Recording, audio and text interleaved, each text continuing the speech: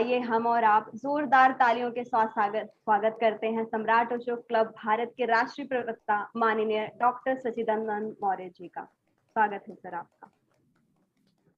बहुत बहुत धन्यवाद निहारिका जी। और आज सबसे पहले तो मैं आज सम्राट अशोक धम्म विजय दिवस की आप सभी को हार्दिक बधाई देता हूं। सम्राट अशोक धम्म दिवस है। हम लोग बचपन से इन सब त्योहारों को मनाते चले आए हैं और किसी न किसी रूप में मनाते चले आए हैं, लेकिन आज इस वर्चुअल प्लेटफॉर्म पे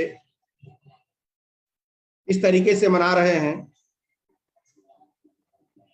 बड़ा अच्छा लग रहा है कि डॉक्टर पवन सैनी जी अपने घर हैं, रवि प्रकाश जी अपने घर हैं, राजेश जी अपने घर हैं, डीपी मौर्य जी अपने घर हैं, किरण कुशवाहा जी अपने घर हैं और अरुण जी अपने ही घर से तरंगों की फरमान हम तक पहुंचा रहे हैं। बहुत अच्छा लग रहा है। और हमारे राष्ट्रीय महासचिव हम सबके सम्मानित शत्रुघ्न साक्य जी, कितना बड़ा संयोग है। कभी हम लोग सुना करते थे कि आकाशवाणी होती है, लेकिन आज तो आकाशवाणी सीधा दिखाई दे रही है कि आप कहाँ हम कहाँ, तुझे गैरों से कब फुर्सत, हम अपने गम से कब खाली, चलो हो चुका मिलना न तुम खाली न हम खाली। तो आज कोई खाली नहीं है, फिर भी हम लोग मिल रहे हैं। सब अपने अपनी जगह पे हैं, अपने अपने काम पे हैं, फिर भी हम एक दूसरे के साथ हैं। मैं धन्यवाद देता हूं ऐसे टेक्नोलॉजी, ऐसे तकनीकी के जनक उन वैज्ञानिकों को जिनकी वजह से हमारी दूरियां समाप्त हो गई हैं। नहीं तो हम तो तरसते रह जाते कि पवन जी से मुलाकात कब होगी, तरसते रह जाते रवि जी से मुलाकात कब होगी। लेकिन थैंक्स टू इस टेक्नोलॉजी को कि सम्राट अशोक धम्म दिवस के बहाने हम सब वो प्रीतम पसे पहाड़ पर दो नैनन के बीच, दुनिया का कुछ भी हो लेकिन हम एक दूसरे के करीब हैं। बहुत अच्छा लग रहा है। मैं दिल से बहुत खुश हूं क्योंकि मैं भी कहीं हूं। तो साथियों, आज का जो दिन है सम्राट अशोक धम्म दिवस, इस तरह के कई तरह के पर्व हमारे देश में मनाए जाते हैं। कोई कहता है कि सत्य की जीत है असत्य के ऊपर, वो भी त्योहार हमारे देश में मनाया जा रहा है इस नाम से कि दशहरा सत्य की विजय है असत्य के ऊपर। लेकिन सम्राट अशोक का जो धम्म विजय है वो क्या है? सम्राट अशोक का जो धम्म विजय है ये सत्य असत्य से कोसों ऊपर है। सत्य असत्य तो एक विवाद का विषय है। किसी चीज को हम सत्य मानते हैं तो सामने वाला नहीं मानता है, किसी चीज को सामने वाला सत्य मानता है तो मैं सत्य नहीं मानता हूं। लेकिन सम्राट अशोक धम्म का जो विषय है, जो दिवस है, ये हर व्यक्ति विवश है मानने के लिए। और सम्राट अशोक धम्म जो दिवस है ये हिंसा पर अहिंसा का विजय है। ये सत्य असत्य से कोसों दूर है। सत्य असत्य तो परिस्थितियों के अनुसार बदल सकता है, सत्य परिस्थितियों के अनुसार बदलता रहता है, लेकिन हिंसा और अहिंसा ये कभी नहीं बदलती। हजारों साल पहले भी वही थी और हजारों साल भी वही है। हजारों साल पहले भी हिंसा पहुंचाने पर लोगों को दुख होता था, संवेदनाएं बाधित होती थी। और हजारों साल बाद भी अगर कोई किसी को दुख पहुंचाएगा तो कष्ट होगा। यानी परिस्थितियां बदलती है, तकनीकी बदलती है, व्यवस्था बदलती है, लेकिन मानवीय संवेदनाएं कभी नहीं बदलती। और सम्राट अशोक लाखों लोगों का जब कत्लेआम कलिंग के मैदान में हुआ, सोचिए जनसंख्या के अनुपात में उतना बड़ा युद्ध संसार में कभी नहीं हुआ होगा। क्योंकि अगर 1 लाख लोग मारे गए होंगे तो जनसंख्या भी तो कम रही होगी। उस अनुपातिक देश से उतना जबरदस्त युद्ध कभी नहीं हुआ। अब सोचिए कि इतने बड़े युद्ध को जीतने वाले राजा को जश्न मनाना चाहिए, अपने विजय का जश्न मनाना चाहिए, जीत का तांडव करना चाहिए। लेकिन इतना महान राजा जो मानवीय संवेदनाओं से इतना द्रवित हो गया, इतना द्रवित हो गया कि इतनी शानदार जीत के बाद भी जीत का जश्न नहीं, मौत का मातम मना रहे हैं। कौन सा ऐसा राजा होगा जो जीतने के बाद जश्न न मना के मातम मनाए? ये कितना बड़ा कन्वर्जन है। इतिहास में ऐसी कोई घटना नहीं घटी है। इतिहास में अकेली ऐसी घटना है जो जीतने के बाद जश्न नहीं मातम मनाता हो राजा। शायद दुनिया के अंतिम और दुनिया के पहले राजा ऐसे हैं तो आखिर खुशी क्यों नहीं मना रहे थे? क्योंकि जब इंसान नष्ट होने लगा, राजा जो युद्ध करता है साम्राज्य विस्तार के लिए, उसमें जनता की मर्जी नहीं होती कि साम्राज्य हमारा बढ़े। जनता तो सुखी रहना चाहती है मात्र, लेकिन राजा का अहंकार होता है कि अपने अहंकार की पूर्ति के लिए साम्राज्य का विस्तार चाहता है। कितना करेगा विस्तार, इसकी कोई सीमा है? एक राज्य जीता दूसरा चाहिए, दूसरा जीता तीसरा चाहिए। इस साम्राज्य की कोई सीमा ही नहीं है। ये बात सम्राट अशोक को 2300-2400 साल पहले समझ में आ गई कि कोई भी राजा की महानता इसमें नहीं है कि उसका साम्राज्य कितना बड़ा है। किसी भी राजा की महानता उसमें है कि उसके साम्राज्य में रहने वाली जनता कितनी सुखी है, कितनी संपन्न है, कितनी खुशहाल है। और इस विजयदशमी के बाद सम्राट अशोक का जो हृदय परिवर्तन हुआ, निगेटिव ऊर्जा किससे पॉजिटिव ऊर्जा की तरफ जो इनकी एनर्जी गई, जो मानवीय हिंसा से लोक कल्याण की तरफ चली गई, तो सम्राट अशोक को मानवीय संवेदनाओं के प्रति सजग राजा नहीं कह सकते। खाली सम्राट अशोक को लोक संवेदनाओं के प्रति सजग राजा कह सकते हैं। मानवीय संवेदना के लिए तो सिर्फ उसे कह सकते हैं कि अस्पताल बनवा रहा है। अस्पताल बनवाने वाला मानवीय संवेदना से जुड़ा व्यक्ति है, लेकिन जो पशु पक्षियों तक को अस्पताल बनवा रहा है वो तो लोक संवेदना वाला व्यक्ति है। नहीं तो क्या जरूरत थी पशुओं के लिए अस्पताल बनवाने की? क्या जरूरत थी पक्षियों के लिए अस्पताल बनवाने की? आज भी सरकार पशु पक्षी के प्रति जागरूक नहीं है। आज इतनी आगे बढ़ने के बावजूद भी अभी इंसान के प्रति हम उतना जागरूक नहीं है, तो पशु पक्षी की बात कहां से बात करें। लेकिन आज से लगभग 2300-2400 साल पहले एक राजा कितना मानवीय संवेदनाओं के करीब छू के जी रहा है, कितना पास से एहसास कर रहा है उनकी संवेदनाओं को। और इस संवेदना कैसे जागी? जब लाखों लोग मारे गए तो कोई माँ रो रही थी, कोई पत्नी बिलख रही थी, कोई बच्चा बिलबिला रहा था अपने बाप के खोने के दुख में युद्ध से, क्योंकि युद्ध में तो सारे सैनिक मारे गए। वो सारे सैनिक किसी के पति रहे होंगे, किसी के बाप रहे होंगे, किसी के बेटा रहे होंगे, किसी के पिता रहे होंगे। तो एक घटना, एक अगर आदमी की हत्या होती है तो उससे जुड़े कितने लोग दुखी होते हैं। उससे देखने में लगता है कि एक व्यक्ति मरा है, लेकिन उस व्यक्ति के मरने से उसके ऑफिस में काम करने लोग, उसके रिश्तेदार, उसके दोस्त, यहां तक बहुत सारे लोग उससे दुखी होते हैं। इसलिए सम्राट अशोक के अंदर जो मानवीय संवेदना जागी, उसके बाद उन्होंने शिलालेख लिखवाया, तो उसमें लिखवाया कि कलिंग में जितनी क्षति हुई है उसका 1000वां भाग भी अब मुझे स्वीकार नहीं है।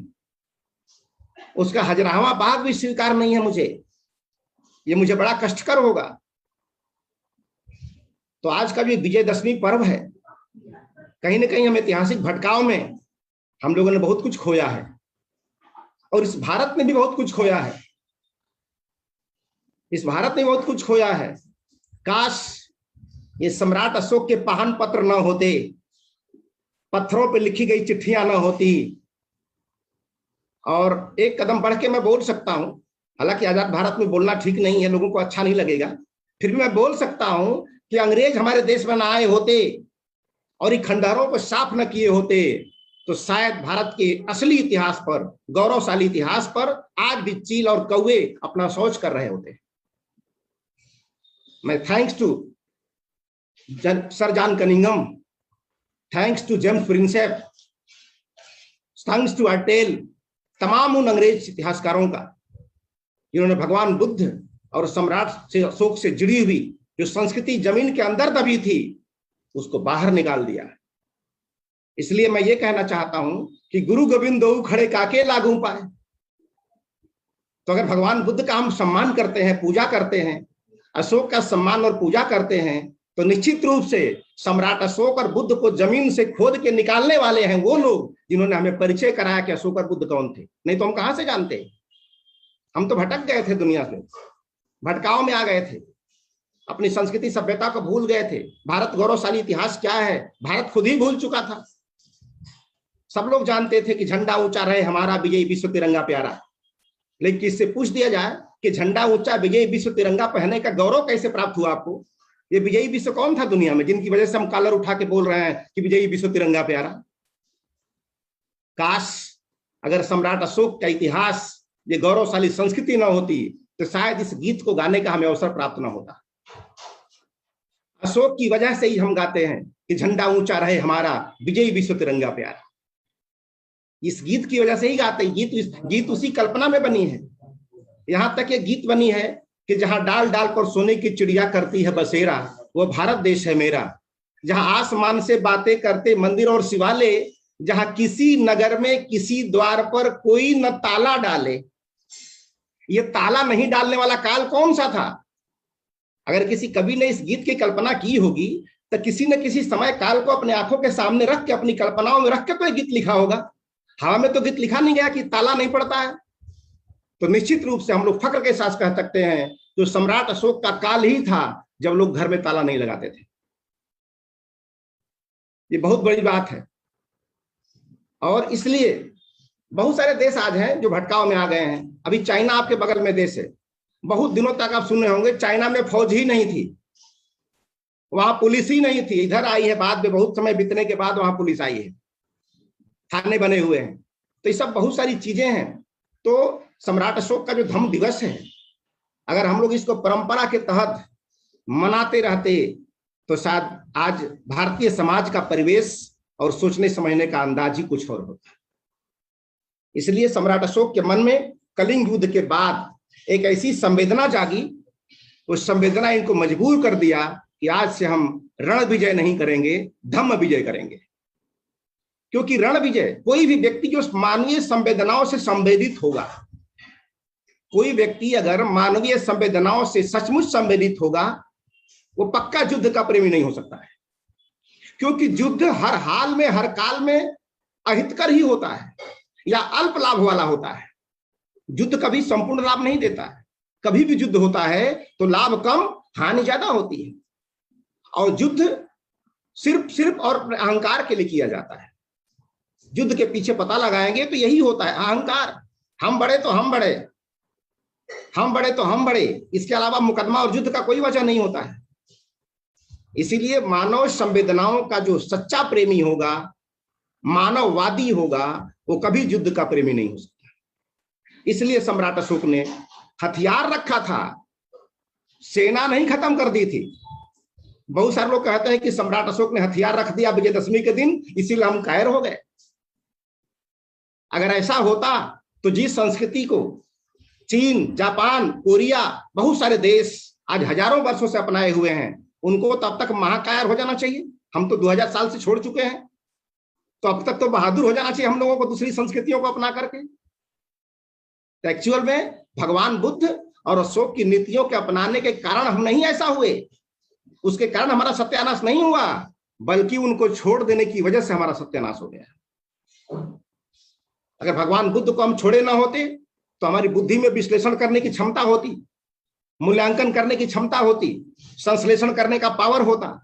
लेकिन जब हमने मान लिया कि माना था देव ना था पत्थर, तो संश्लेषण करने की विधि खत्म हो गई दिमाग से।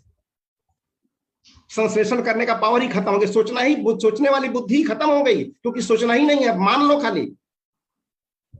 तो भगवान बुद्ध ने तर्क दिया, हमें मूल्यांकन करने का पैमाना दिया हमें। अगर पैमाना किसी के पास नहीं है तो व्यक्ति सत्य और सही का, कुशल अकुशल का अलगाव ही नहीं कर सकता, उसको अलग अलग कर ही नहीं सकता। जैसे अभी मैं बोलूं आप लोगों से कि मेरे बैग में 2 लीटर कपड़ा है, मेरे बैग में 2 लीटर कपड़ा है, तो मैं झूठ बोल रहा हूं कि सही बोल रहा हूं? झूठ बोल रहा हूं कि सही बोल रहा हूं कि मेरे बैग में 2 लीटर कपड़ा है? तो आप बोलेंगे आप झूठ बोल रहे हैं। कैसे जान लिया आपने? क्योंकि आपने इसलिए जान लिया कि मैं कपड़ा को लीटर में नाप रहा हूं, मीटर में नहीं नाप रहा हूं। जबकि मेरा बैग आपने चेक नहीं किया। मेरा बैग चेक किए बगैर आपने मान लिया कि मैं झूठ बोल रहा हूं, क्योंकि लीटर की वजह से आपने पकड़ लिया कि लीटर में कपड़ा नापा ही नहीं जा सकता, डॉक्टर झूठ बोल रहे हैं। लेकिन अगर ऐसे हजारों लोग हैं जिनको लीटर मीटर का पता न हो, पैमाने का पता ही न हो, उनके सामने मैं बोलूंगा कि भाई मेरे बैग में 2 लीटर कपड़ा है, तो लोग बोलेंगे हाँ डॉक्टर साहब बड़े अच्छे आदमी, झूठ थोड़े बोलेंगे। माने हमारे भरोसे आपने सही मान लिया, आपको पता नहीं है मूल्यांकन करने का तरीका। लेकिन अगर आपको लीटर मीटर का पता चल जाए, पैमाने का पता चल जाए, तो मैं खुद धोखा नहीं दे सकता, यहां तक कि भगवान बुद्ध भी आपको धोखा नहीं दे सकते। क्योंकि आपके पास वो स्केल आ गया पकड़ने का। तो इस सम्राट अशोक का जो धम्म दिवस है, ये मानवीय और अमानवीय में क्या फर्क है, इसका ये मानक है ये आज का धम्म दिवस। नहीं तो सम्राट अशोक को कलिंग विजय के बाद फिर नए साम्राज्य के विजय की चिंता करनी चाहिए थी। लोग यही तो चाहते हैं कि सम्राट अशोक ने हथियार रख दिया इसीलिए सत्यानाश हो गया। तो ये निराधार है। और कोई भी व्यक्ति जो युद्ध का प्रेमी होगा वो मानवता का प्रेमी नहीं हो सकता है। जब भी दुनिया में युद्ध हुए हैं तो हानि के अलावा कुछ नहीं हुआ। बाद में सम्राट अशोक की इसी नीति को संयुक्त राष्ट्र संघ ने अपना लिया। निशस्त्रीकरण का संदेश जो संयुक्त राष्ट्र संघ का वो क्या है? संयुक्त राष्ट्र संघ का यह उद्देश्य है कि हथियार मुक्त तो यह पूरा विश्व बने। संयुक्त राष्ट्र का उद्देश्य क्या है कि हथियार मुक्त ही पूरा देश बने। अगर यही बात सम्राट अशोक बोलते हैं तो कायरता की बात हो गई, और संयुक्त राष्ट्र बोलता है तो मानवता की बात हो गई। तो ये कहिए कि सम्राट अशोक की नीतियों को ही संयुक्त राष्ट्र संघ फॉलो करता है। इसके लिए हम संयुक्त राष्ट्र संघ का अभिनंदन करते हैं, नमन करते हैं कि उन्होंने उसको फॉलो किया। तो हम लोग अपने महापुरुषों को समझने की कोशिश करें, उनके सोच के स्तर तक पहुंचने की कोशिश करें। क्योंकि अगर कोई पीएचडी लेवल की बात कर रहा है तो जब तक हमारा सोचने समझने का स्तर उस पीएचडी लेवल पर जाएगा नहीं, तब तक वो बात हमारे समझ में नहीं आएगी। इसलिए सम्राट अशोक का जो दिवस है, आज का दिन इसी बात की एहसास दिलाता है कि आज के दिन सम्राट अशोक ने साम्राज्यवादी मार्ग को छोड़ दिया, खूनी रास्ता छोड़ दिया, और आज के बाद उन्होंने समता, समानता, विश्व बंधुत्व, वसुधैव कुटुंबकम का मार्ग अपनाया। इसलिए मैं तो ये कहता हूं कि सम्राट अशोक ही वसुधैव कुटुंबकम के जनक हैं। दुनिया तो सिर्फ बात करती है, वसुधैव कुटुंबकम देवानाम, वो कहता उदार चरितानाम तू वसुधैव कुटुंबकम। लेकिन जिन लोगों ने इस बात को कही वो तो अपने भाई को ही भाई मानने को तैयार नहीं थे। ये छूत है तो यह छूत है, तो ये दास है तो ये नीच है। तो जो भाई अपने ही धर्म के अनुयायियों को, अपने ही देश के अनुयायियों को नीच समझता हो, अछूत समझता हो, वो पूरी वसुधा की परिवार की बात करे, वो छलावा नहीं तो क्या है? ये छलावा है वसुधैव कुटुंबकम का। लेकिन सम्राट अशोक के मन में जब पूरे दुनिया के प्रति कल्याण की भावना जागी, लोक संवेदना जागी, तो उन्होंने दुनिया का सबसे बड़ा दान अपने बेटा बेटी को दान करके उस धर्म के लिए समर्पित कर दिया, दुनिया के कल्याण के लिए। कितनी बड़ी बात है। अगर वो जानते कि श्रीलंका मेरा देश नहीं है, वो जानते कि बर्मा मेरा देश नहीं है, तो क्यों अपना बेटी को भेजते श्रीलंका में? उनको तो भारत में रखना था, उनको तो बेटा बेटी को भारत में रखना था। लेकिन उन्होंने कह दिया कि समस्त प्रजा हमारी संतान है। जब संतान कह दिया तो अपने संतान के लिए हर व्यक्ति अपनी जान निछावर करना चाहता है। तो उन्होंने कहा कि हमारी प्रजा हमारी संतान की तरह है। जैसे मैं अपने संतान को मतलब भौतिक और आध्यात्मिक दोनों रूप से सुखी देखना चाहता हूं, उसी तरह मैं अपनी जनता को भी भौतिक और आध्यात्मिक दोनों रूप से सुखी देखना चाहता हूं।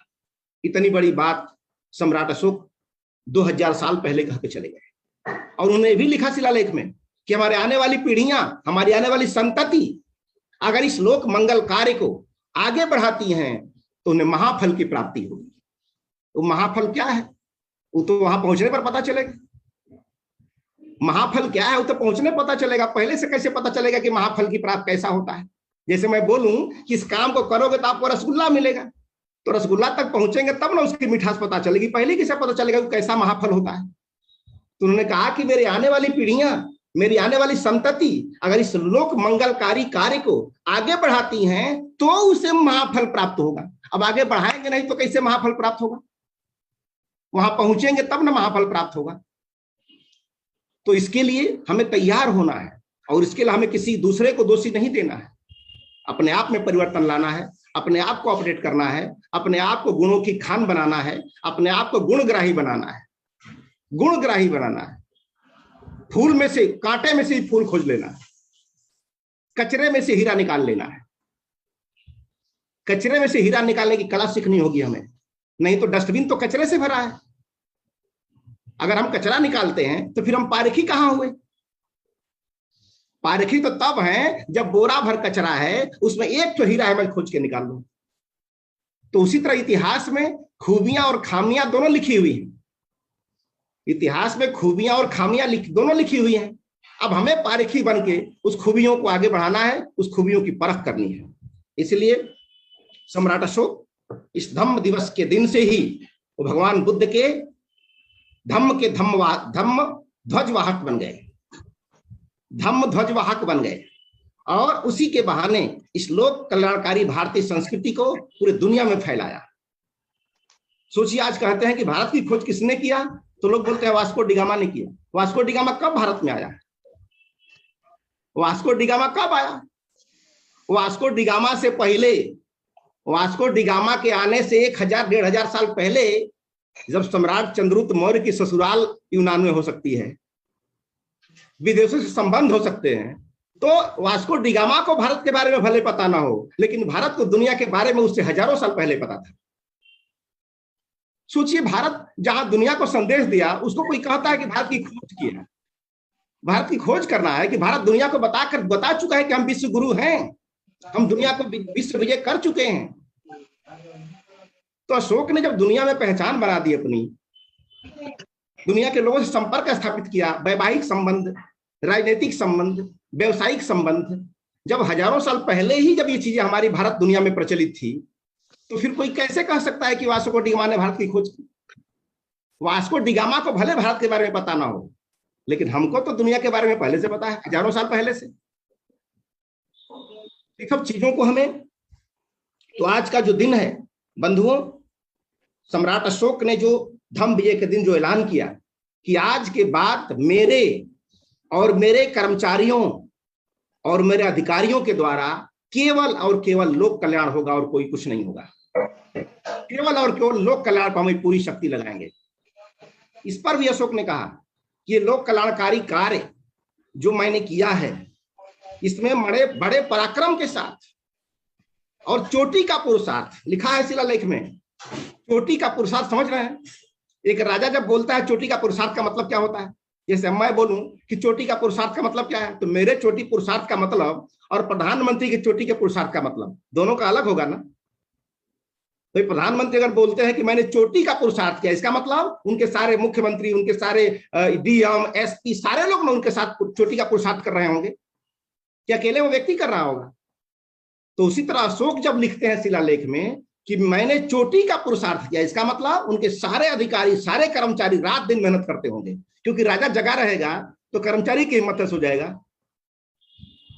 इस लेवल का उन्होंने कहा। तो उन्होंने कहा कि मैंने इस महान कार्य को पूरे पराक्रम के साथ मैंने इसको आगे बढ़ाया है।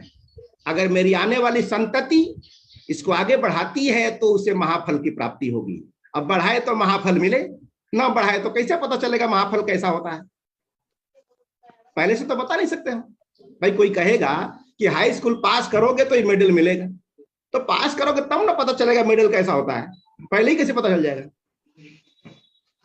तो हमको वहां पहुंचना होगा, क्योंकि 100 डिग्री पर कोई बोलेगा कि इस पानी को हमारी आने वाली पीढ़ियां चूल्हे पर गर्म करेंगी तो वाष्प बन के उड़ने लगेगा। तो वाष्प बन के उड़ने के लिए हमको 100 डिग्री तक जाना होगा ना।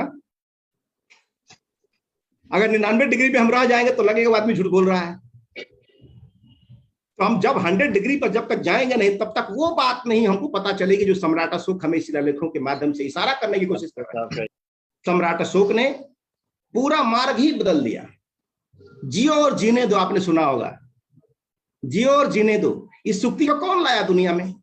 सम्राट अशोक ने लाया इसको। तुम भी जियो और मुझे भी जीने दो, ठीक है? मैं तुझे कार्बन डाइऑक्साइड देता हूं, तुम मुझे ऑक्सीजन दो। इसी पर पूरी स्थिति चल रही है। यहां कोई अकेले जी नहीं सकता। इसीलिए लोग कहते हैं ना कि स्वावलंबी बनो। स्वावलंबी बनो उतनी अच्छी बात नहीं है, क्योंकि स्वावलंबी बनने से अहंकार का जन्म होता है। मैं बड़ा हूं, मेरे पास सब कुछ है, मैं स्वावलंबी हूं, ये अहंकार को जन्म देता है। लेकिन भगवान बुद्ध ने स्वावलंबी बनने की बात नहीं कही। उन्होंने कहा परस्परावलंबन पर समाज चलेगा। परस्परावलंबन पर, यानी हम तुझ पे आश्रित रहें और तू मुझ पे आश्रित रहे। अगर तू अकेला हो जाएगा तो नहीं चलेगा। आज समाज क्यों टूट रहा है? इसलिए समाज टूट रहा है क्योंकि हर लोग स्वावलंबी होते जा रहे हैं। पहले शादी पड़ती थी तो पूरे गांव से चारपाई मांगी जाती थी बारातियों के लिए, पूरे गांव से रजाई मांगी जाती थी, एक एक रजाई सबके लिए, सब लोगों के लिए। तो मेरी मजबूरी थी कि मैं भी दूंगा, नहीं तो कल मुझे नहीं मिलेगा। उसकी मजबूरी थी कि मैं नहीं दूंगा तो कल मेरी बेटी की शादी में नहीं मिलेगा। वो परस्परावलंबन वाला समाज था, इसलिए सब बंधे हुए थे, सब बंधे हुए थे। आज टेंट हाउस आ गया, हमारे पास सब कुछ है, मैं क्यों अपने भाई को पूछूंगा, मैं क्यों अपनी पड़ोसी को पूछूंगा।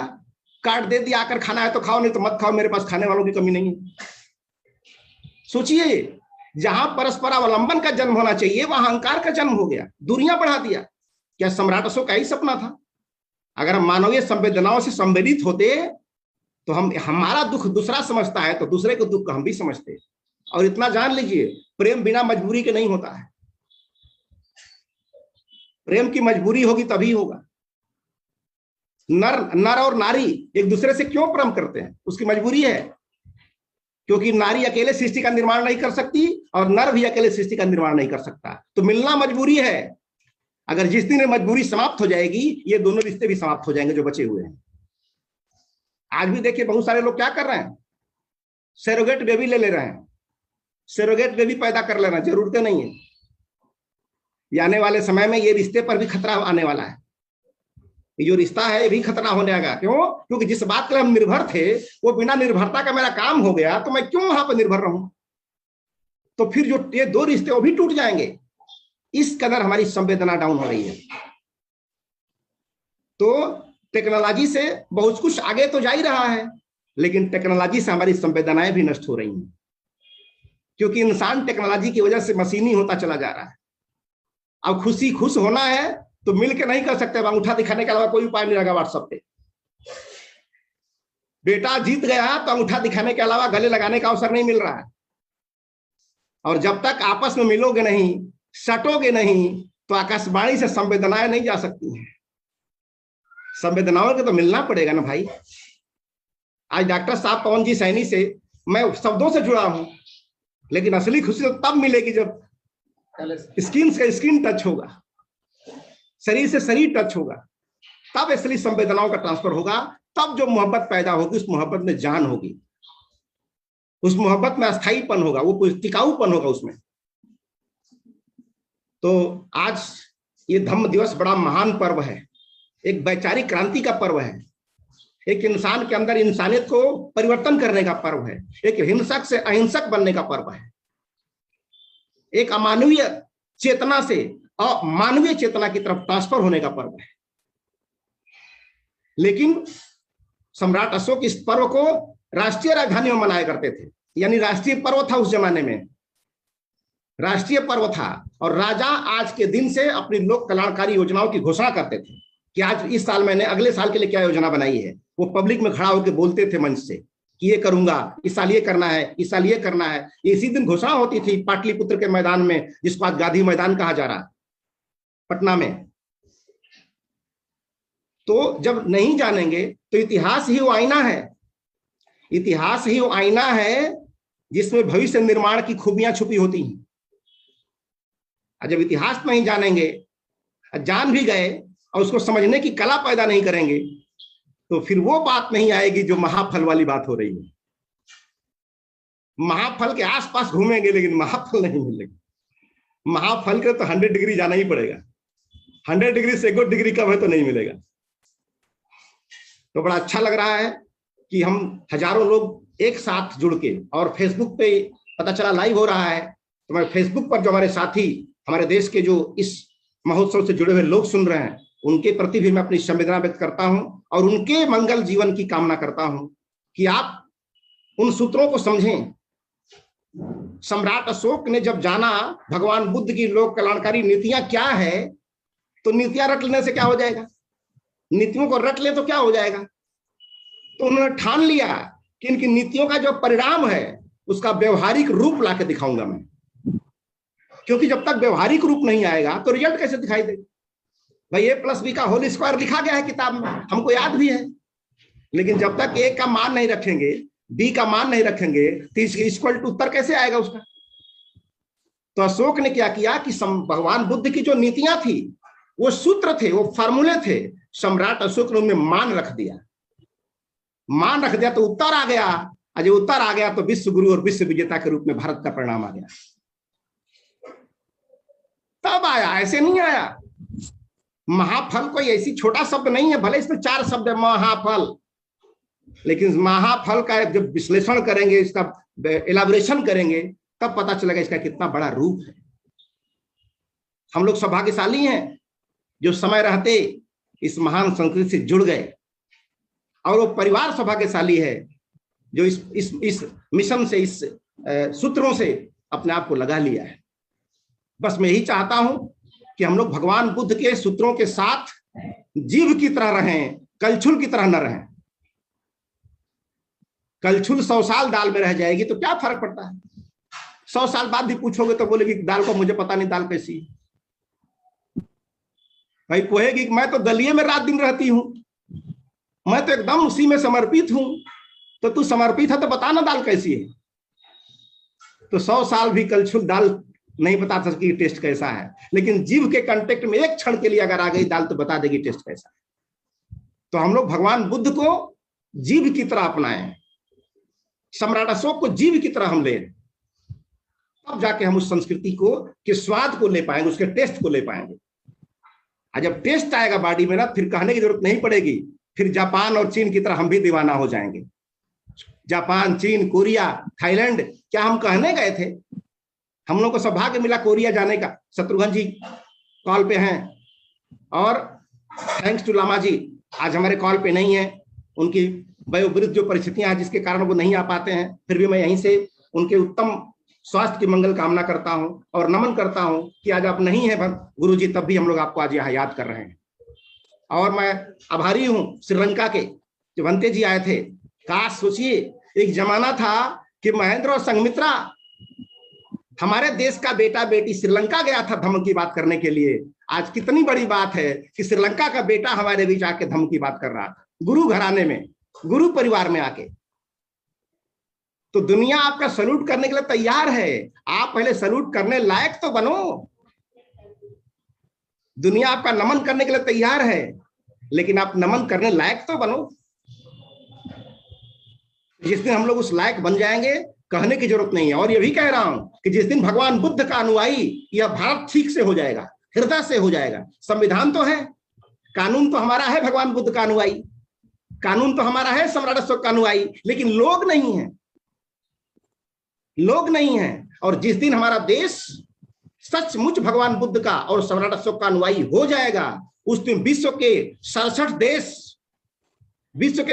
देश जो भगवान बुद्ध के अनुयायी हैं, वो भारत के मित्र राष्ट्र हो जाएंगे, मित्र राष्ट्र हो जाएंगे। तब भारत पूरी दुनिया में महाशक्ति के रूप में उभरेगा। विश्व गुरु कहने से काम नहीं चलेगा, मिड डे मील खिला देने से। मिड डे मील खिलाने से विश्व गुरु बन जाएंगे कि उस पर काम करना पड़ता है। नालंदा को डेवलप करना होगा, विक्रमशिला को डेवलप करना होगा, तक्षशिला को डेवलप करना होगा। उन संस्कृतियों की वजह से हम विश्व गुरु हुए थे, भाषण देकर नहीं हुए थे, भाषण देकर नहीं हुए थे। दुनिया को हम पढ़ाए थे, तब ना विश्व गुरु हुए थे कि पढ़ के हुएंगे। अब कोई आता, किसी का बेटा जाता है चाइना पढ़ने के लिए, कोई जाता है अमेरिका पढ़ने के लिए, कोई कैलिफोर्निया पढ़ने जाता है, कोई हार्वर्ड में पढ़ने जाता है। तो जब पढ़ने जाओगे तो वहां से चेला बन के आओगे, गुरु बन के आओगे। जब विश्व के तमाम देशों में पढ़ने जाओगे तो चेला बन के आओगे, गुरु बन के आओगे।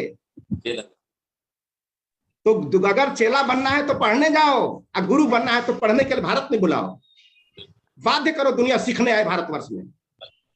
ये फक्र की बात नहीं कि मुझे जापान की तरह बनना है। हमारे प्रधानमंत्री जी बोलते हैं कि हमको क्वेटा बनाना है, जापान की तरह बनाना है। ये गर्व की बात नहीं है, शर्म की बात है कि मुझे जापान की तरह बनना है। गर्व तब होता जब जापान आकर कहता है कि मुझे गुरु देश भारत की तरह बनना है। लेकिन ऐसा हो गया कि गुरुए रह गए और चेला चीनी हो गए, गुरु रह गए, चेला चीनी हो गए। तो हम लोगों को उस तरह बनना है कि दुनिया जो बुद्ध की अनुयायी है वो फक्र के साथ कह सके कि मुझे भारत जैसा बनना है। ये खुशी की बात नहीं कि भारत को जापान की तरह बनाना है, चाइना की तरह बनाना। अरे वो तो हमारे चेला है ना। तो गुरुजी का इतना दिन गिर गया, इतना दुर्दिन आ गया कि चेला की तरह बनने की कोशिश कर रहा है।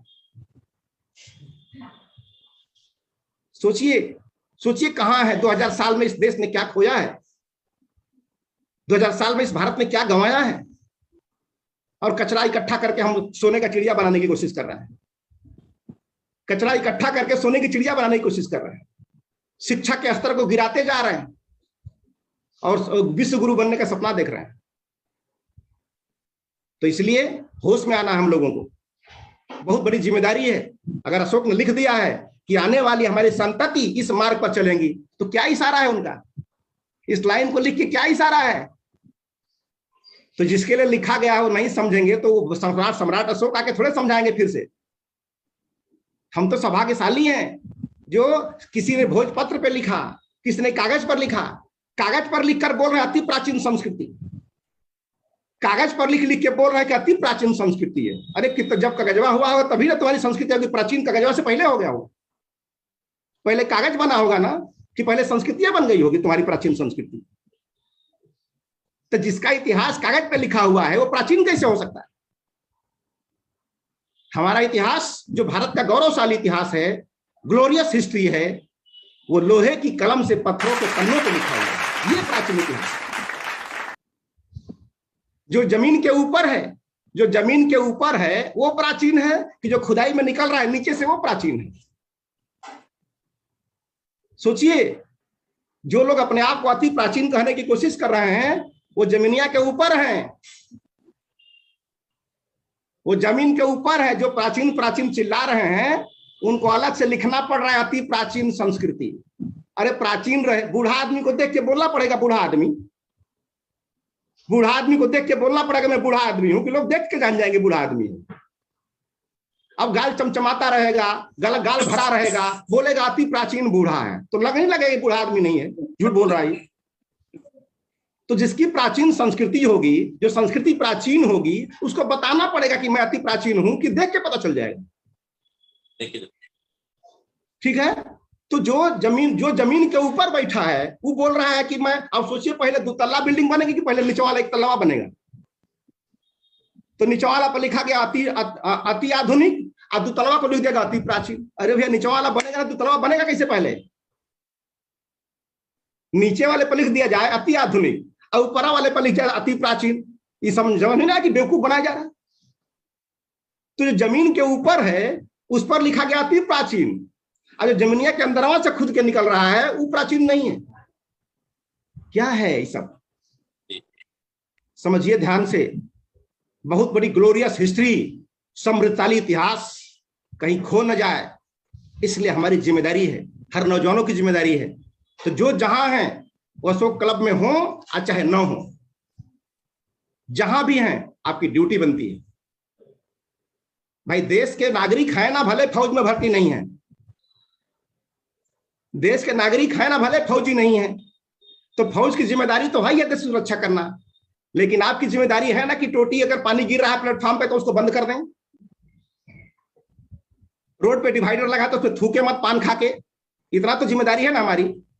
जहां कहता है टॉयलेट ना कर दें, जहां कहता है कुछ भी ना उल्टा पुल्टा ना कर दें, जहां कहता है कचरा ना फेंक दें, इतना तो हम कर सकते हैं ना। ये भी देशभक्ति है। ये ना समझे कि कारगिल ले जाके मरना ही देशभक्ति है। अगर प्लेटफॉर्म पे टोटी खुला है, पानी अनावश्यक बर्बाद हो रहा है, तो खड़ा होकर जाके बंद कर देते हैं। दिस इज आल्सो देशभक्ति। तो हम लोग को समझना है। इसलिए सम्राट अशोक जो धम्म दिवस है, ये तीज और त्योहार और मनोरंजन का उत्सव नहीं है। इस तेज त्योहार धक्का मुक्की का महोत्सव नहीं है। ये जाए देखिए पर कितना धक्का मुक्की हो रही है, कितने सामान गायब हो जा रहे हैं।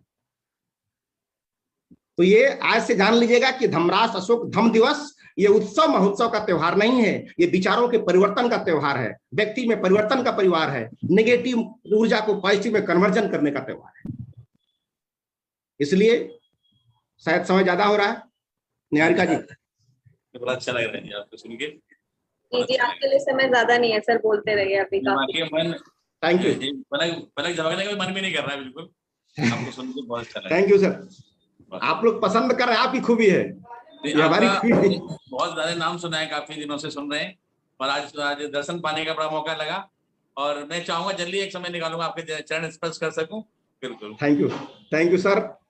आपने परखा, ही आपकी खूबी है, मेरी खूबी नहीं है। क्योंकि बड़ा बड़ाई ना करे, बड़ा ना बोले बोल, सोना का भाव ना कहे, लाख टका मोल मोल। आप आज का जो महोत्सव है, आज का जो ये पर्व है, इसमें मैं इतना ही कहूंगा कि कांटों में रहकर भी फूलों की तरह महकना सीखो। कांटों में परिस्थितियां चाहे जो भी हो, कांटों में रहकर भी फूलों की तरह महकना सीखो और कीचड़ में रहकर भी कमल की तरह खिलना सीखो। कीचड़ में रहकर भी कमल की तरह खिलना सीखो। और परिस्थितियों से जो घबरा जाए वो लौह पुरुष हो नहीं सकता। जो परिस्थितियों से घबरा जाए वो लौह पुरुष हो नहीं सकता। इसलिए परिस्थितियां चाहे जो भी हो, शांति, धर्म और धैर्य के साथ जीतने का हुनर सीखो। शांति, धर्म और धैर्य के साथ जीतने का हुनर सीखो। यही संदेश देता है सम्राट अशोक का ये धम्म दिवस। शायद तलवार की विजय किए होते तो अशोक को हम नहीं जानते। आज हथियार चलाने की वजह से हम उन्हें नहीं जानते हैं, हथियार रखने की वजह से हम उन्हें जानते हैं। कलिंग विजय किया इसलिए हम उन्हें नहीं जानते हैं। कलिंग विजय के बाद उन्होंने जो किया, कलिंग विजय के बाद उन्होंने किया, उसके लिए हम उन्हें जानते हैं। उनकी तलवार की गर्माहट से हमें पता नहीं चलता है कि वो कितने महान थे। तलवार में गर्माहट है, फिर भी वो चलती नहीं है, इसलिए वो महान थे, इसलिए वो महान हुए। कहे ना कि क्षमा, वो कैसे है कि भुजंग वाला है कि क्षमा भुजंग को क्या तो है कि मतलब काटने की क्षमता ही ना हो। अब बोले मैं काटता नहीं हूं, तो चाह कर भी तो नहीं काट सकता। लेकिन समर्थ है हम, तुझे जो चाहते अशोक तो इतना समर्थ थे कि एक फरमान जारी कर देते कि कल से सब भगवान बुद्ध के अनुयायी सबको हो जाना है। लेकिन उन्हें थोपा नहीं धर्म को। सोचिए, समर्थवान होने के बावजूद उन्हें थोपा नहीं धर्म को कि इसको मानो। उन्होंने कहा कि बहुश्रुत बनो। सोचिए कितनी बड़ी बात है। उन्होंने कहा कि जनता को और विभिन्न धर्म के लोगों को बोला कि आप सभी बहुश्रुत बनो। बहुश्रुत का मतलब सबकी सुनो, क्योंकि हर धर्म में, हर संप्रदाय में कुछ तो अच्छाई होगी, कुछ तो अच्छाई होगी। भाई पूरा अगर घर भूसा से भरा है तो 2 भी गेहूं उसमें होगा ना। पूरा चालोगे तो 1 किलो भी तो गेहूं निकलेगा ना। तो 1 किलो गेहूं तो है उसके घर में काम लायक ना। तो इसीलिए अशोक ने कहा कि सारे धर्म के लोग बहुश्रुत बने, सब लोग सबकी सुने। लेकिन ऐसा कब होगा? तो अगला जगह क्लच लगाया उन्होंने, अगली बात पर ब्रेक और क्लच लगाया कि ऐसा होगा सबकी सब सुनेंगे कब? जब वाणी में संयम होगा तब। वाणी में संयम होगा तब ना हम सुनेंगे। अब कोई बोलेगा कि तू एक हिंदू मारेगा तो मैं 10 मुसलमान मारूं, तू एक मुसलमान मारेगा तो 10 हिंदू मारूंगा। ये वाणी का संयम है क्या? ये सबको सुनने की कला है क्या? तो बहुश्रुत होने के लिए सबसे जरूरी है वाक संयम। वाक संयम, कब क्या बोलना है, कितना बोलना है, इसकी समझ।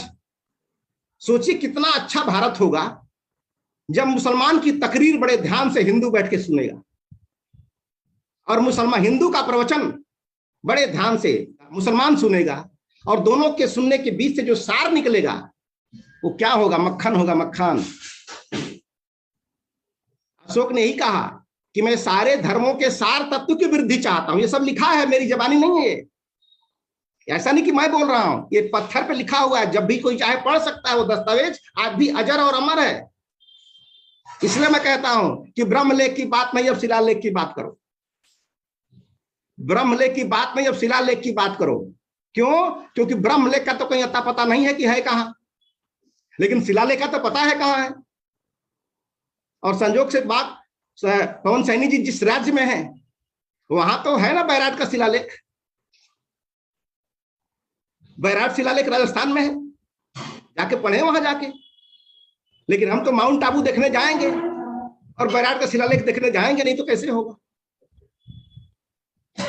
तो सब लिखा है, इतना पूर्वजों ने बना के दिया है कि बेच बेच कर खाएंगे तभी 500 साल चलेगा।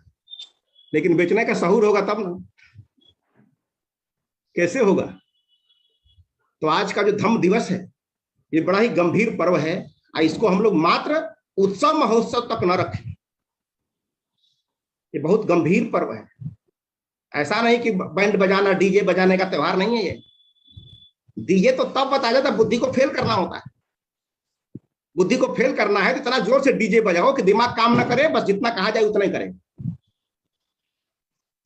ऐसा ही हो रहा है रोड पे मैं निकला था, जब आ रहा था रास्ते में, बहुत सारे लोग परेशान थे बाजार में। अरे यार एकदम कान नहीं दे जा रहा, इतना लोग हल्ला मचाए हुए हैं कि पता ही नहीं चल रहा क्या सुना, माने उनकी बात उनको सुनाई नहीं दे रही होगी, पब्लिक की तो बात छोड़ दीजिए। तो हम लोग सम्राट अशोक की नीतियों पर चलने वाले लोग हैं, और सम्राट अशोक की नीति पर चलना ही भारतीय संविधान का अनुशीलन है, क्योंकि भारत का जो संविधान है वो सम्राट अशोक की नीतियों पर और भगवान बुद्ध के विचारों का दस्तावेज है वो।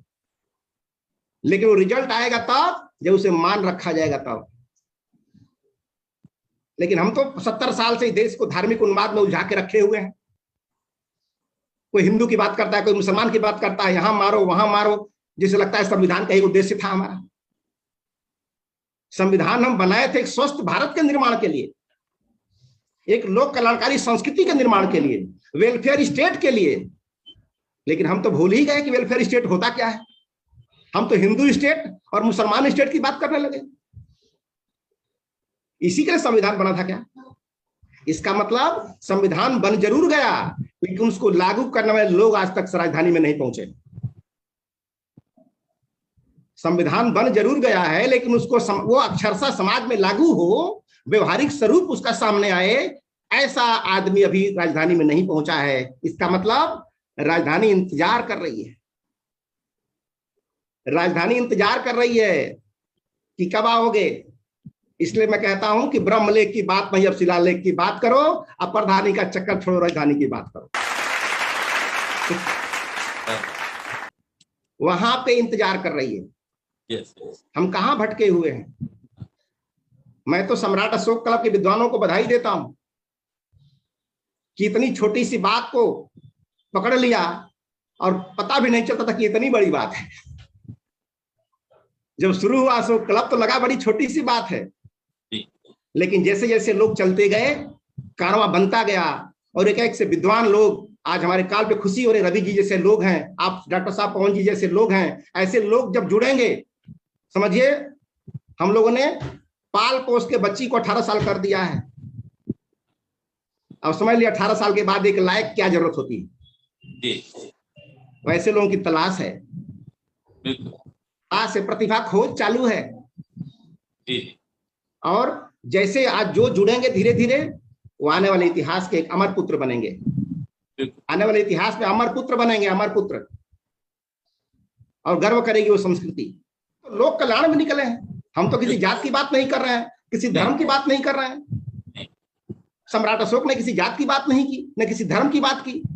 लोग तो मानवीय संवेदना की बात करते हैं, अशोक तो लोक संवेदना की बात कर रहे हैं। मानवीय संवेदना एक कड़ी नीचे है और लोक संवेदना एक कड़ी ऊपर है।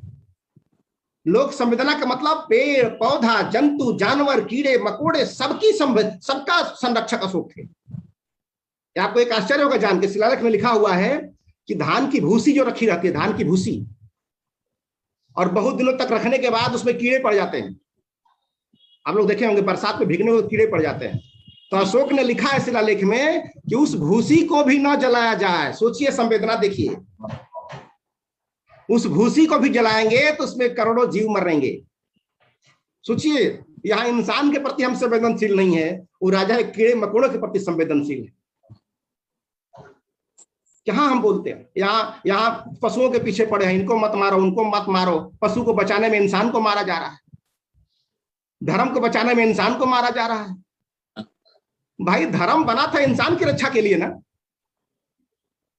धर्म बना था इंसान की रक्षा के लिए, लेकिन इंसान को मारा जा रहा धर्म की रक्षा के लिए। कैसा धर्म है? सोचिए, गाड़ी खरीदी गई कि हम जल्दी पहुंचेंगे, अब गाड़ी को साइड में करके पैदल चलवाया जा रहा है। क्या मतलब है? तो कहीं ना कहीं हम भटकाव में हैं, और यह पूरा देश भटकाव में है, पूरा देश भटकाव में है। इसीलिए आज तक हमें बहुत सोचे, इससे बड़ा दुर्भाग्य सर क्या हो सकता है कि हम जिस देश में रहते हैं उस देश के संविधान को इस देश का नागरिक नहीं जानता। इससे बड़ा दुर्दिन क्या हो सकता है? अब कोई व्यक्ति ये ना जाने कि मुझे बाएं चलना है, तो ट्रैफिक का इससे दुर्दिन क्या हो सकता है? अगर हमारे देश का नागरिक ये ना जानता हो कि देश के बाएं रोड के बाएं चलना है, तो इससे दुर्दिन क्या हो सकता है ट्रांसपोर्ट विभाग का, कि आज तक ये बताने में नहीं सफल हो सका कि बाएं चलना चाहिए। तो सोचिए किसकी काम, कौन काम है ये, किसका वर्क है। रेलवे इंजन पर रेलवे आने वाली होती है तो गेट बंद हो जाता है दोनों तरफ, ताकि यात्री उस पार आना बना, जब तक ट्रेन ना चली जाए तब तक कोई ना जाए। अब सोचिए कि गेट बंद है फिर भी मोटरसाइकिल टेढ़ा करके और झुक करके अंदर से बाहर निकल जाते हैं, गेट बंद है तब भी। तो गेट किस लिए बंद है? आज संजोग से अगर वहां गेट ना लगा हो और कोई कट जाए तो जनता बवाल करती है तुरंत। बताइए, आज जहां गेट होता तो कोई कटता नहीं, गेट लगा है तो कौन सा नियम का पालन कर रहे हो भाई? नहीं लगता तो कटता नहीं, लेकिन लग गया तो कौन सा पालन कर रहे हो भाई? शराब पर लिख दिया जाता कि शराब स्वास्थ्य के लिए हानिकारक है, तो आप नहीं पीते, तो लिखने के बाद कौन सा सुधर गए? लिखने के बाद लिखा है बोतलवे पर कि शराब पीना स्वास्थ्य के लिए हानिकारक है, तो अब कहां लिखा जाए तो दिखाई देगा? सोचिए क्या है, हम अपने जानबूझ के कुआं में कूद रहे हैं और दोष दूसरे को देते रहते हैं। इसलिए सरकार गड़बड़ है, ये नेता गड़बड़ है, एमपी गड़बड़ है, मैंने सब गड़बड़ है हमको छोड़ करके। कल हम भी सरकार में चले जाएंगे तो फिर हम भी वही हो जाएंगे, क्योंकि जो लोग सरकार में नहीं होते हैं उनको सारी गलती सरकार में नजर आती है। आज जब वो खुद सरकार बन जाते हैं तो सब कुछ सही हो जाता है। आज तेल महंगा है ना गैस महंगा है, आज न तेल महंगा है ना गैस महंगा है, कितना अच्छा सरकार चल रही है। क्यों? क्योंकि जब सरकार में नहीं थे तब तो तेल महंगा था, अब सरकार में है तो कहां तेल महंगा है। सोचिए ये कैसा ख्याली पुलाव है अच्छे दिन का, ख्याली पुलाव। ये अच्छे दिन वही है जैसे कागज पर लिखी हुई चटनी। कागज पर लिखा हुआ है चटनी तो खाली पढ़ सकते हैं कि रोटी से टेस्ट आएगा उसका, तो उसी तरह पोस्टर पर लिखा है अच्छे दिन आने वाला, उसका टेस्ट नहीं आने वाला, पढ़ के खाली संतुष्ट रहिए। ठीक है। अब किसी को बोला जा रहा है, एक आदमी को मैंने बोला कि भाई तेल इतना महंगा हो गया है, तो बोला महंगा कहाँ हुआ है, कोई मोटरसाइकिल बेच दिया आज तक? बताओ कितने लोग मोटरसाइकिल बेच दिए? महंगाई की वजह से कितने लोग तेल बेच दिए? मैंने महंगाई की वजह से अगर कार गाड़ी चलती नहीं है तो महंगा नहीं है, वो सब ठीक चल रहा है तभी तो गाड़ियां चल रही हैं, तो लोग बेचने लगते। इसका मतलब गेहूं चावल भी महंगा हो तो मुझे बोलना नहीं है, क्योंकि बिना खाए कोई मर नहीं रहा। तो इंतजार करिए मरने का, क्योंकि इस देश की फिलॉसफी ऐसी है कि हमारे कर्मों में फॉल्ट नहीं निकालती है, कहती है तेरी किस्मत का दोष है ये। तो पहले से एक फिलॉसफी हमारे दिमाग में डाल दी गई है कि किसी महिला का बलात्कार हुआ तो समाज के लोग क्या बोलते हैं, बेचारी के किस्मत में ऐसा ही लिखा था तो क्या करेंगे मोदी जी। एक्सीडेंट होके मरना लिखा था तो क्या करेगी सरकार। तो सोचिए ऐसी फिलॉसफी हमारे दिमाग में डाल दी गई है कि सरकार अपनी जिम्मेदारियों से वही मुक्त हो गई। आदमी खुद तैयार है कि जिस बच्चों को ऑक्सीजन के अभाव में मरने को लिखा था तो जोगी जी क्या करेंगे, इसको बेचारे मर गए समय आया तो जिम्मेदारी खत्म हो गई हमारी। सोचिए, तो जब तक इस देश में कानून का पालन नहीं करेंगे लोग, हर लोग, तब तक शांति और समृद्धि नहीं आ सकती। कानून सिखाता है, और यहाँ पे कानून है तो किसी और के लिए कुछ और किसी और के लिए कुछ है। अब आज घटना घटी है, किसानों को एक आदमी रौंदते हुए चला गया, एक आदमी रौंदते हुए चला गया। कितनी संवेदनशील सरकार है ये। सोचिए एक राजा ने लोगों को मार दिया तो उसी दिन से त्याग कर दिया, जब आज के बाद हथियार उठाऊंगा ही नहीं, इतना संवेदनशील राजा है। और आज के राजा कैसे हैं कि कुचल के चले गए और बोल रहा है कि मंत्री पद छोड़ूंगा ही नहीं। कुचल के चला गया फिर भी लोग बोल रहा है कि कुछ नहीं करूंगा ऐसा। तो क्या हो गया बताइए। तो जब रावण को मारेगा तो सुधार होगा, हत्या कहलाएगी वो। आज के डेट में वो जेल न जाते रहते हो तो, आज के ग्रुप में 302 में जेल न जाते, वो जिंदा रहते जो विजयदशमी के त्योहार मना रहे हैं। वो चोर हो चाहे बेईमान हो, मारेंगे धारा 302 लगेगी ना। तो जिसको हमने महान बना दिया वो 302 का मुलजिम ना है। ठीक है। तो हम लोग, राम ने रावण को मारा, सुधारा नहीं। कृष्ण ने कंस को मारा, सुधारा नहीं, लेकिन भगवान बुद्ध ने अंगुलीमाल को मारा नहीं, सुधारा। क्यों? क्योंकि जो अगर बहुत ज्यादा आदमी वोल्टेज वाला है, ज्यादा वोल्टेज उसके अंदर है, तो वोल्टेज की वजह से वो मार दिया किसी को। क्यों? क्योंकि वोल्टेज को रेगुलेट करना आपको आता नहीं, इसलिए मार दिया। नहीं तो उस वोल्टेज तो कारखाना चल सकता है। जो वोल्टेज से आपकी जीवन चला गया, उस वोल्टेज से कारखाना चल सकता है, लेकिन रेगुलेट करने आएगा तब ना। तो भगवान बुद्ध जो थे, उतना हत्यारे अंगुलीमाल के वोल्टेज को क्या कर दिया उन्होंने? कन्वर्ट कर दिया, मारा नहीं। यानी जितनी ऊर्जा से वो व्यक्ति को मारा करता था, उतनी ही ऊर्जा से लोग कल्याण करना शुरू कर दिया। वो पावर है ना भाई, तो पावर को डीसी, एसी को डीसी में बदल दो। एसी करंट मार रही है तो डीसी में कन्वर्ट कर दो। पंखा भी चलेगा, कोई छुएगा तो मारेगी भी नहीं।